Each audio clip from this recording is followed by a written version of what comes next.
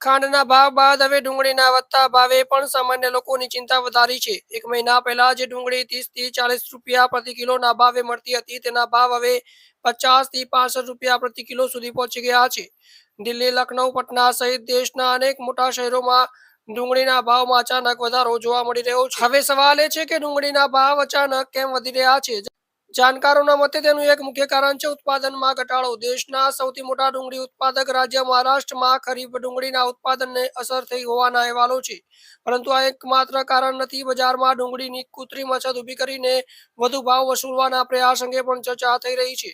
અને હવે આ વધતા ભાવને કાબુ લેવા માટે સરકાર એક મહત્વનું પગલું લઈ રહી છે। આ પગલાંનું નામ છે કાંદા એક્સપ્રેસ। સરકારે ડુંગળીના પરિવહન માટે માલગાડીઓનો ઉપયોગ કરવાની યોજના બનાવી રહી છે।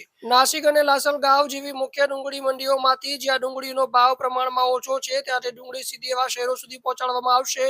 આ છૂટક બજારમાં ભાવ વધારે છે, અર્થાત જ્યાં ડુંગળી સસ્તી છે ત્યાંથી તેને રેલવે મારફતે મોટા શહેરોના બજાર સુધી પહોંચાડવામાં આવશે। હેતુ છે પુરવઠો વધારવો અને ભાવને નિયંત્રણ લાવવું। અહેવાલો અનુસાર નાસિક, દિલ્હી, ચેન્નઈ, કોચી અને ગુવાહાટી જેવા શહેરો સુધી ડુંગળી પહોંચાડવા માટે વિશેષ માલવાહક વ્યવસ્થાનો ઉપયોગ કરવાની યોજના છે। હવે અહીં એક મહત્વનો સવાલ, શું દેશભરમાં ખરેખર ડુંગળીની અછત ઊભી થઈ ગઈ છે?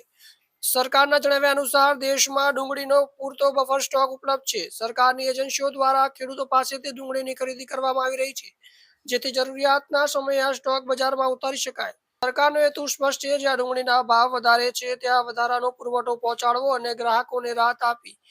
જો આ વ્યવસ્થા અસરકારક રીતે અમલમાં આવે છે તો ડુંગળીના વધતા ભાવને નિયંત્રણ કરવામાં મદદ મળી શકે છે। ખાસ કરીને તહેવારો દરમિયાન ડુંગળીની માંગ અને બજારના ભાવ પર નજર રાખવી વધુ મહત્વપૂર્ણ બની જાય છે। ગ્રાહકો માટે સૌથી મોટા સવાલ છે કે કાંદા એક્સપ્રેસ શરૂ થયા બાદ ખરેખર બજારમાં ડુંગળી સસ્તી થશે કે નહીં। સરકારની આ પહેલનો હેતુ છે મંડીઓ અને મોટા શહેરો વચ્ચેના ભાવના તફાવતને ઘટાડવો।